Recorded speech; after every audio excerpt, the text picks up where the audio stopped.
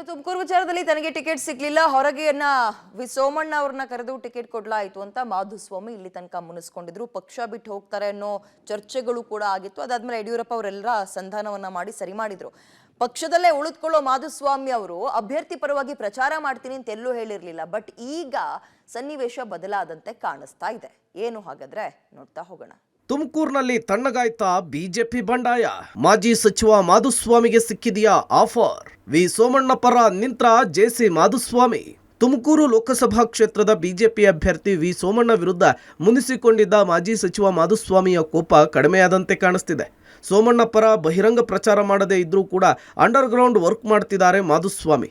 ಈ ಮೂಲಕ ಕೋಪವನ್ನು ತಣಿಲಿಕ್ಕೆ ರಾಜ್ಯ ಬಿಜೆಪಿಯ ವರಿಷ್ಠರು ಹೊಸದೊಂದು ಮದ್ದನ್ನು ಅರಿದಂತೆ ಕಾಣಿಸ್ತಿದೆ.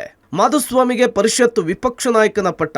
ಇನ್ನು ವಿ ಸೋಮಣ್ಣ ಅವರ ಪರ ಕೆಲಸ ಮಾಡುವ ಜೊತೆಗೆ ಮಾಧುಸ್ವಾಮಿಗೆ ಉಡುಪಿ ಚಿಕ್ಕಮಗಳೂರು ಲೋಕಸಭಾ ಕ್ಷೇತ್ರದ ಹೊಣೆಗಾರಿಕೆಯನ್ನು ಕೊಡಲಾಗಿದೆ. ಉಡುಪಿ ಚಿಕ್ಕಮಗಳೂರಿನಿಂದ ಶ್ರೀನಿವಾಸ್ ಪೂಜಾರಿ ಗೆಲ್ಲಿಸಿಕೊಂಡು ಬಂದರೆ ಮಾಧುಸ್ವಾಮಿ ಲಕ್ ಬದಲಾಗಲಿದೆ ಅಂತ ಹೇಳಲಾಗ್ತಿದೆ. ಕಾರಣ ಶ್ರೀನಿವಾಸ್ ಪೂಜಾರಿಯಿಂದ ತೆರವಾದಂತಹ ಪರಿಷತ್ ವಿಪಕ್ಷ ನಾಯಕ ಸ್ಥಾನಕ್ಕೆ ಮಾಧುಸ್ವಾಮಿ ಅವರನ್ನು ಕೂರಿಸುವ ನಿರ್ಧಾರವನ್ನು ಮಾಡಲಾಗ್ತಿದೆ ಅಂತ ಹೇಳಲಾಗ್ತಿದೆ.